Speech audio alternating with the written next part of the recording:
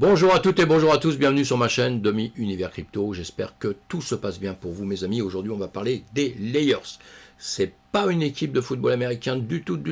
Ça reste dans notre écosystème, dans mon univers qui est la crypto-monnaie. Et c'est simplement vous expliquer un peu des fonctionnements. Je vais essayer de faire ça d'une manière un petit peu simple. Des mots qu'on entend à longueur de temps. Donc il faut essayer de comprendre un petit peu à quoi ça sert, ce que c'est dans notre écosystème. Si vous n'êtes pas un grand spécialiste, les spécialistes évidemment connaissent tout ça. C'est eux qui les font. C'est Layers.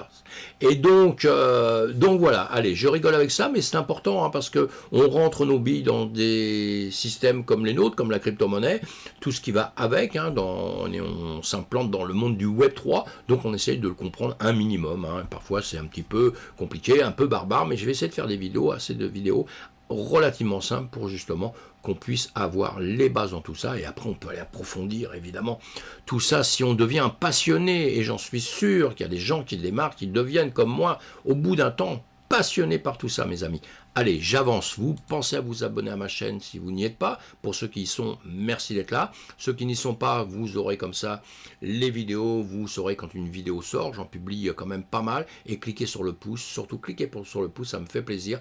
Et ça permet de me faire avancer dans l'écosystème. Et ça permet de dire aussi, surtout, voilà, ton travail nous plaît, continue. Voilà ce que ça veut dire, c'est le message du pouce qui est en l'air. Donc, vous gênez pas mes amis. Et allez, on va parler de ce qui nous intéresse dans les médias, les layers. Alors, les layers, alors je vais vous expliquer ces concepts techniques et compliqués avec des mots simples. Enfin, tout au moins, je vais essayer de les faire. Et en gros, vous voyez ce que c'est, les layers, ce sont comme ça des niveaux, les uns au-dessus des autres pour arriver à construire un système. Allez, j'avance. C'est tout ça grâce à Internet au démarrage. Grâce à Internet, les blockchains existent grâce à Internet. C'est Internet qui nous a amené tout ce système fabuleux qui est aujourd'hui le Web 3 et tout ça, ça va avancer. Internet a rendu l'information plus accessible, rapide et instantanée. En 1972, moi j'ai vu l'apparition des emails extraordinaires. En 1991, lancement du web pour afficher des pages d'information. Bon, des pages statiques, mais c'était quand même fabuleux. Et l'inventeur du web, je dis bien un Britannique, Tim Berners-Lee, voilà. Et donc on a eu le Web 1, le Web 2, maintenant le Web 3, on aura Web 4, Web 5, Web 6. Allez, on verra ça par la suite. Mais pour l'instant, nous sommes dans le Web 3 qui est déjà une avancée extraordinaire par rapport au Web 2, dont la plupart des gens connaissent que le Web 2, n'ont même pas idée qu'il y a un Web 3 qui existe, parce qu'il y a beaucoup de gens qui ne savent pas ce que c'est le Web, etc., et on s'en fout. On peut rentrer quand même dans notre écosystème de la DeFi, de la finance décentralisée, dans le système des blockchains, sans être un spécialiste en informatique, évidemment. Allez, l'arrivée de la blockchain facilite la traçabilité et le transfert des biens numériques. Cela va avoir un fort impact dans les secteurs comme la logistique, la finance, la gaming, l'identité numérique. Donc, vous avez compris, Internet, blockchain, et dans les blockchains, les layers, layer 0, layer 1, layer 2 et layer 3, c'est le but de cette vidéo aujourd'hui. Tout ça grâce à Internet. Le mot layer que vous allez entendre à longueur de temps dans notre écosystème, c'est pas du tout un mot qui est inventé par les gens qui ont créé la blockchain, c'est quelque chose qui existe déjà dans Internet. Et dans l'Internet, vous voyez, dans le domaine des réseaux informatiques, les layers réseaux sont un modèle destiné à simplifier la compréhension du fonctionnement du réseau. L'un des deux modèles principaux, OSI, etc., des choses très compliquées qui ont fait la fabrication de tous nos écosystèmes, pas de la blockchain, mais d'Internet justement. Et nous, Internet, nous amène au Web 3 justement. Le paysage Web 3 actuel devient de plus en plus multichaîne et multiples couches. Ça avance énormément. Il existe plus de 100 blockchains de layer 1, c'est-à-dire layer de base, et un nombre croissant de réseaux de layer 2 et de layer 3 qui existent au-dessus des blockchains des layers de base. Les réseaux de layer 2, de layer 3 sont essentiellement des chaînes de blocs distinctes qui ancrent une partie de leur sécurité à un layer 0. Tout ça, c'est un peu compliqué, mais vous allez voir que ça va se simplifier rapidement. Vous voyez toujours ma pyramide ici, vous voyez layer 0, layer 1, layer 2, layer 3, vous avez déjà compris que c'est les uns au-dessus des autres. Et les uns au-dessus des autres, c'est quoi? Ce sont des couches les unes au-dessus des autres. Et il y aura d'autres layers par la suite. Pour l'instant, on parle de ces quatre-là, 0, 1, 2, 3. Et layer, vous avez compris aussi, layer, traduction en français, une couche. Donc dans l'univers du Web3, des blockchains et des crypto-monnaies, vous entendrez parler régulièrement des layers et des layers de blockchain. Ce sont des mots qui vont revenir à longueur de temps. Vous entendrez parler de L0, L1, L2, L3 qui sont layer 0, layer 1, layer 2 et layer 3. C'est simple. Tout ça dans la blockchain. Alors si vous ne savez pas ce que c'est que la blockchain c'est un registre, une grande base de données qui a la particularité d'être partagée simultanément avec tous ses utilisateurs. Tous également détenteurs de ce registre qui ont également toute la capacité d'y inscrire des données selon des règles spécifiques fixées par un protocole informatique très bien sécurisé grâce à la cryptographie. Voilà ce que c'est qu'une blockchain. Mais je vous fais des vidéos, je vous ferai d'autres vidéos pour expliquer tout ça simplement. Et ces blockchains ont un trilemme, ce qu'on appelle le trilemme des blockchains. Pareil, ça va revenir à longueur de temps. Vous entendrez toujours parler de décentralisation, ce qui est la base de la blockchain, des idées de blockchain, de fabrication de blockchain, c'est la décentralisation, c'est-à-dire ne plus pour la finance, parce qu'il y a des blockchains, qui vont servir à la monétisation, on va dire à l'argent, vous appelez ça comme vous voulez, à payer, et vous avez des blockchains qui vont servir simplement d'un côté technique à arranger les choses, à faire des traçabilités, sans parler du tout d'argent, pour expliquer ça simplement. Et sinon, nous, à la base, cette blockchain, justement, c'était pour amener une certaine décentralisation, c'est-à-dire un peu le ras-le-bol d'être dirigé, commandé un peu par tout le monde et de ne pas pouvoir, à la limite, faire ces petites choses soi-même. Et la décentralisation, en 2008, c'est Satoshi Nakamoto qui a construit, on va dire, cette blockchain du Bitcoin. Et cette blockchain du Bitcoin, justement, c'est après tous les petits soucis qu'on avait, comme en ce moment, en bourse, etc., qui voulait se démarquer du système classique et à monter un système qui deviendra un système financier, mais décentralisé, c'est-à-dire pas commandé par la banque centrale, pas commandé par qui que ce soit, qui va pouvoir être autonome et s'auto-gérer, on va dire, et voilà, et pour le bien, normalement, de tout le monde. Allez, on en parle tout doucement de tout ça, et donc, la décentralisation, très important, mais avec ça, la sécurité, évidemment, pour ne pas se faire voler son argent. Pour l'instant, comme je vous dis, c'est centralisé, c'est contrôlé par quelqu'un, mais là ce serait contrôlé simplement avec des systèmes informatiques. Donc la chose très importante, c'est que ça soit sécurisé. Et après, la scalabilité. Alors scalabilité, un mot que vous allez entendre à longueur de temps, qui est un mot un peu barbare, mais qui fait référence à l'augmentation de la capacité à traiter davantage de transactions. C'est-à-dire qu'il faut pouvoir cet argent justement, ce Bitcoin à la base, cette blockchain Bitcoin qui a démarré avec très peu de transactions, il va falloir pouvoir augmenter ça, qu'on puisse accélérer les transactions. Donc on parlera toujours de cela à longueur de temps. La scalabilité, la décentralisation, la sécurité. Très très important. Et donc, je vous parle de ces layers. Tous ces layers vont contribuer justement à faire avancer tout cet écosystème des blockchains. On a démarré par une blockchain. Rapidement, il y a eu d'autres blockchains et maintenant, il y en a beaucoup. Voilà. Donc, le layer 0. Le layer 0 est le socle commun à toutes les blockchains. Layer 0 n'ont reçu de l'intérêt que récemment, puisqu'on a parlé en premier, on ne parlait pas du tout de Layer 0, on parlait de Bitcoin simplement, blockchain Bitcoin, après on a parlé de blockchain Ethereum, on a parlé de Layer 0, la première couche, et après on s'est rendu compte qu'il y avait à la base de la première couche une autre couche dont on se sert, qui sont toutes les bases, et je vais vous le dire tout de suite. Layer 0, c'est les fondations sur lesquelles vont être créées les blockchains. Il fournit l'infrastructure de base pour construire des chaînes de valeur interconnectées et permet également l'interopérabilité entre celles-ci. C'est un réseau de composants permettant de maintenir la fonctionnalité d'une blockchain et de conserver sa décentralisation. On y trouve tous les serveurs, les nœuds, les mineurs, les utilisateurs qui interagissent avec les protocoles et Internet. Aujourd'hui, les blockchains ont encore des difficultés à communiquer entre elles. C'est la chose très très importante justement, la communication entre les blockchains. Pourquoi? Parce qu'au départ, on avait une blockchain, après on a eu 2 blockchains, après on a eu 3 blockchains, 4 blockchains, et on a bien compris qu'aujourd'hui, on a besoin que tout ce monde puisse interagir entre elles, et c'est là où on parle d'interopérabilité, encore un mot barbare, il n'y a que des mots barbares.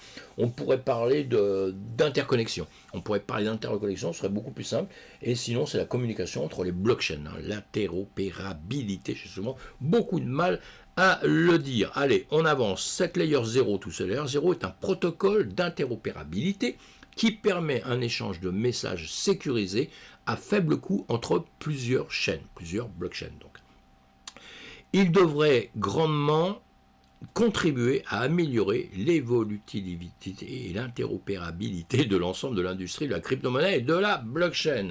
Des protocoles comme... Alors, on a cette fameuse Layer 0 qui est une couche, qui est la couche de base, on va dire, et dans cette Layer 0, le temps avançant, etc., s'est formé la Layer 0 avancée. Et ce sont des protocoles comme Cosmos, Polkadot et Avalanche. Ils ont créé des kits d'outils permettant à des développeurs de créer un ensemble de blockchains connectés, ce qui permet à tous les réseaux de partager un socle ou layer 0 commun. Donc on dira que Cosmos, Polkadot, Avalanche sont des layers 0. Voilà, vous avez compris qu'ils aident d'autres entreprises à avancer d'une manière plus simple ou plus compliquée, parce que toujours ces problèmes de sécurité. Donc ça, on en reviendra tout doucement, on parlera de tout ça tout doucement. Hein. Alors voilà, ils participent à la résolution des problèmes de technologie basés sur les blockchains, la scalabilité, l'interopérabilité, la sécurité. On vient de parler de ça, hein. Cosmos, Polkadot, Avalanche, et il y en a d'autres. Un résumé un petit peu des layers 0. Un layer 0 essaye de tout uniformiser pour faciliter la communication et la sécurité entre les différentes blockchains. Ils sont d'une importance majeure pour une adoption et une utilisation à grande échelle de la blockchain. En essayant de régler ces problèmes d'interopérabilité et de sécurité que les blockchains traversent en ce moment, traversent toujours, voilà, ça avance. Hein. Nous sommes dans un système nouveau, il faut bien le penser. Hein. Donc, système nouveau, peut-être défaillance parfois. Donc, tout ça, ça progresse, ça avance tout doucement. Le fameux layer 1. Le layer 1 dont on parlait avant le layer 0. Ce layer 1 représente tout simplement les blockchains indépendantes. Ces layers de blockchain se suffisent à eux-mêmes pour fonctionner. Techniquement, c'est l'endroit où les transactions sont traitées et validées. Vous en connaissez de ces blockchains hein, qui sont des protocoles. Le protocole Bitcoin, Ethereum, BNP sont des layers 1. Dès qu'on rentre dans cet écosystème, et souvent on rentre à cause ou grâce, comme on veut, avec le Bitcoin, et tout de suite le Bitcoin, donc vous comprendrez que c'est une monnaie, et c'est aussi une blockchain qui s'appelle pareil. On en revient dans 2 secondes. Les layers 1 de blockchain sont des fondations sur lesquelles il est possible d'effectuer des transactions ou de déployer les applications. Ce sont des infrastructures réseau qui permettent, comme pour Ethereum, d'héberger des protocoles et d'autres applications décentralisées, hein, pour certaines, hein, il y en a qui ne le font pas exactement pareil. Le plus gros problème d'un layer 1 est le manque de scalabilité. Voilà, on en revient toujours à la même chose. Une des 3 du trilemme, hein, justement. Un problème, ce réseau est lent et coûteux. Oui, ça c'est un peu vrai. Alors, le layer 1, toujours, hein, focalisé sur le pôle de la sécurité et de la décentralisation. Et ça, c'est bon pour Bitcoin, hein, le premier donc, qui a existé. On va dire que c'est bon pour lui parce que lui est très sécurisé et il est décentralisé. Hein, ça, c'est clair. Le problème commun aux couches 1 est leur incapacité à être scalable. En revanche, il a ce problème de scalabilité. Les blockchains de layer 1 ont toutes plus ou moins le même architecture interne. On y retrouve plusieurs couches contenant des instances et entités permettant à une blockchain de fonctionner correctement. Couches d'infrastructure, couches de données, couches de réseau. Évidemment, consensus, l'application, ça c'est dans les couches. Hein. Les layers 1 ont leur token natif. Ce que je vous disais tout à l'heure, le Bitcoin, il a ce qu'on appelle le BTC, hein, où on dira à longueur de temps, on dira Bitcoin, hein, vous le savez. Hein. Donc voilà, et vous avez le Sol pour le Solana, vous avez l'ETH pour l'Ethereum, tout ça, des blockchains très très connus, hein, d'autres qui sont, vous voyez, une blockchain comme Solana, bon, c'est pas la sécurité qu'est-ce qui est son fort, vous voyez, le coin d'une blockchain étant exécuté directement sur la blockchain, ça c'est ce qui va faire la différence entre avec des tokens natifs qui sont créés sur la blockchain de base, etc., comme Ethereum, Bitcoin, avec d'autres qui vont être créés sur des smart contracts. On reviendra sur tout ça par la suite, évidemment. Sur d'autres vidéos, j'essaierai de vous expliquer tout ce genre comment dire, d'actions qui se font et j'essaierai de vous expliquer ça simplement. Layer 1 sont des blockchains souveraines. Autrement dit, elles ne dépendent d'aucun autre réseau pour fonctionner. On a bien compris. C'est pour ça que le Layer 1, à la base, il n'a pas besoin de partir sur un layer 0, mais il a son propre layer 0, vous voyez, pour ça que c'est un petit peu plus complexe, mais quand on parle de layer 1, on sait qu'il fait tout lui-même. Il a la capacité de faire tout lui-même. En revanche, quand vous parlez de layer 2 et de layer 3, les layer 2, layer 3 dont on va voir, eux, on s'appuieront toujours sur le socle, soit de base les layers 0, soit justement sur le layer 1. Mais ils ne pourront pas fonctionner tout seuls. La grande majorité des layer 2 sont des blockchains polyvalentes. Autrement dit, elles peuvent accueillir deux types d'applications décentralisées. Vous voyez, on la retrouve à ce niveau-là. Les layers 1 sont des systèmes indépendants, les layers 2 sont des réseaux qui dépendent complètement de leur blockchain mère. Leur rôle est de permettre une amélioration des performances des blockchains principales. Voilà. Il existe de nombreux layers 2, Arbitrum, Optimism, Polygon, etc., etc. Il y en a d'autres. Un layer 2 regroupe un paquet de transactions off-chain, donc en dehors de la blockchain, et envoie les informations sur un layer 1, comme l'Ethereum, par contre, grâce à des smart contracts. Voilà. Et l'objectif d'un layer 2 est justement de répondre aux problèmes de scalabilité, d'anonymat et de modularité. En layer 2, on a un exemple pour le Bitcoin, c'est le Lightning Network, vous en entendrez parler à longueur de temps, c'est une solution de layer 2 pour Bitcoin. Alors que le Bitcoin est limité, il fait 7 transactions par seconde, ce qui est très très peu par rapport à des milliers de transactions sur d'autres systèmes. Avec ce layer 2, la blockchain assurée sur la layer 1 peut monter à plusieurs milliers. Le temps et les frais de transaction sont réduits tout en gardant la sécurité et la décentralisation initiale. C'est-à-dire qu'ils vont profiter du bien-être de Bitcoin, de la solidité du Bitcoin en travaillant au-dessus, et ils vont amener au Bitcoin, ils vont amener une rapidité de transaction qu'il n'a pas. Donc ça arrange bien les choses, on l'a bien compris. Le layer 3. Un layer 3 est une couche qui va se placer au-dessus d'un layer 2, lui-même au-dessus d'un layer 1. Ça on l'a bien compris. Un layer 2 permet de tout type de projet de se déployer, gaming, NFT, finances décentralisées, ce qui malheureusement entraîne des problèmes de congestion et de frais, le problème qu'ils sont censés résoudre à la base. Un layer 3 répond à un cas d'utilisation très spécifique. Pour pallier cette flambée des frais, les développeurs décident de se pencher sur la création justement du réseau de niveau 3. Les L3. Ces derniers bénéficient de la sécurité de la blockchain mère. On en revient toujours au même principe, d'accord. Les blockchains mères, que ce soit la layer 1 ou ce qui va être construit sur les layers 0 et les autres au-dessus, vont profiter de leur sécurité à eux. C'est ce qu'il faut bien comprendre dans notre écosystème. Un écosystème où on a quand même pas mal de manque de sécurité, pas mal de problèmes, de hacks, etc., etc. Donc c'est pour ça qu'il faut bien comprendre un petit peu tout ça, comment ça fonctionne, et quand vous rentrez dans un système, quand vous rentrez dans une entreprise, on va essayer de comprendre où est cette entreprise, comment elle s'est montée, sur quel système elle s'est montée, où elle est dans toutes ces échelles-là, et savoir si justement elle ne risque pas d'avoir beaucoup d'insécurité, beaucoup de problèmes dessus. Vous voyez, tout ça, ça fait partie de ce système. Le layer 3. Layer 3, vous voyez, pour l'instant, c'est celui qui est vraiment au-dessus des autres, au-dessus du layer 2 et du layer 1 et du layer 0. À l'inverse des layers 1, 2 et 3, la couche est dite à usage spécifique. Chaque layer 3 est construite avec une utilisation en tête qui sera optimisée. C'est très important ça. Ce qui rendra la layer 3 très efficace en plus de bénéficier d'une scalabilité fractale. C'est une blockchain d'application spécifique, on l'a bien compris, et il semble vouer un grand avenir. Ça, c'est sûr aussi. L'objectif des layer 3 est donc de rendre possible les interactions entre vous et les différentes blockchains, d'où son importance. Alors, layer 3.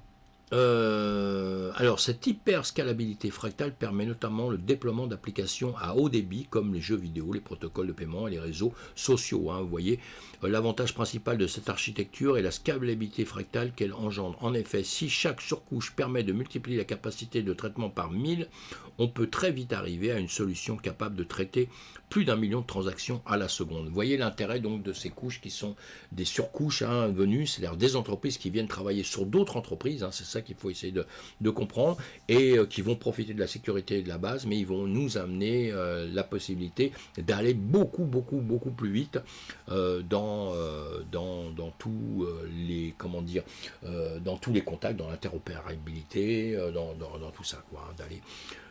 On est dans une société qui avance très vite, on est dans des systèmes qui avancent très vite, c'est la demande qu'on a tous, on veut que tout ce qui se fait, tout ce qui se fasse, aille très très vite. Les transactions, quand vous allez acheter une baguette de pain ou quoi que ce soit, si votre carte avec vos cryptos, s'il vous faut un quart d'heure pour acheter vos baguettes de pain, elle ne sera acceptée par personne. Mais vous le premier, vous allez la mettre à la poubelle en vous disant mais c'est quoi ce truc-là? Je peux pas retirer mon argent. Donc ça fait partie de tout notre écosystème, ce genre de problème, il y en a beaucoup, la rapidité et après la sécurité, il ne faut pas qu'on puisse venir justement se servir dans votre portefeuille et vous piquer votre argent ou venir chercher les informations dans une blockchain, aller pirater toutes les informations, justement, tout ça, ça doit être sécurisé et archi sécurisé. Voilà le problème, ce que résout le problème des blockchains, si on veut par là, c'est le problème de la vie en général, et voilà ce que résout tous les layers, toutes ces couches qui sont les unes derrière les autres,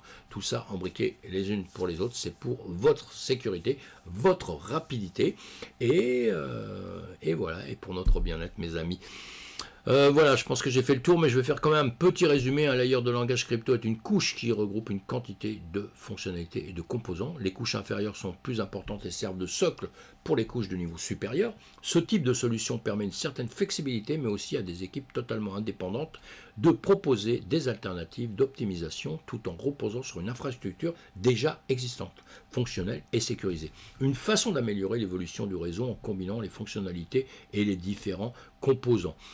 Un layer 1 est un réseau de blockchain souverain à l'image du Bitcoin ou d'Ethereum. Ce layer enregistre et valide toutes les transactions. On a bien dit, il peut lui quasiment faire tout seul, il peut vivre tout seul tranquillement. Le layer 2 vient en surcouche pour permettre d'augmenter la scalabilité et les performances de la blockchain. Parmi les exemples les plus connus, on retrouve Polygon, Optimus, il y en a beaucoup d'autres. Je vous ferai des vidéos sur les layer 2, sur les layer 1, sur les layer 3, différentes tout ça. Un layer 3 vient en surcouche des layer 2 et des layer 1 évidemment, il est conçu pour remplir des missions plus spécifiques et permet de maximiser le potentiel d'un réseau blockchain. Un layer 3 est une nouvelle couche plus spécialisée qui permet d'augmenter de manière considérable les performances et la scalabilité d'une blockchain. Voilà mes amis. Voilà. Abonnez-vous à ma chaîne, pensez à le faire. Et sinon, cliquez sur le pouce, ça me ferait plaisir aussi. Et sinon, on se retrouvera bientôt. On va se retrouver sur d'autres vidéos. Dites-moi un peu ce que vous en pensez, si c'est clair pour vous ou pas, si ce genre de vidéo vous aide ou pas. Faites-moi des petits commentaires. Et sinon, on se retrouve sur Twitch le soir, on se retrouve à longueur de temps sur la vidéo et je vais essayer de vous faire plein de vidéos comme ça en essayant d'expliquer simplement des choses qui sont très complexes évidemment à la base mais qui sont tellement passionnantes. A plus tard mes amis et attention, soyez prudents, nous sommes dans un écosystème où il faut rester prudent. À bientôt.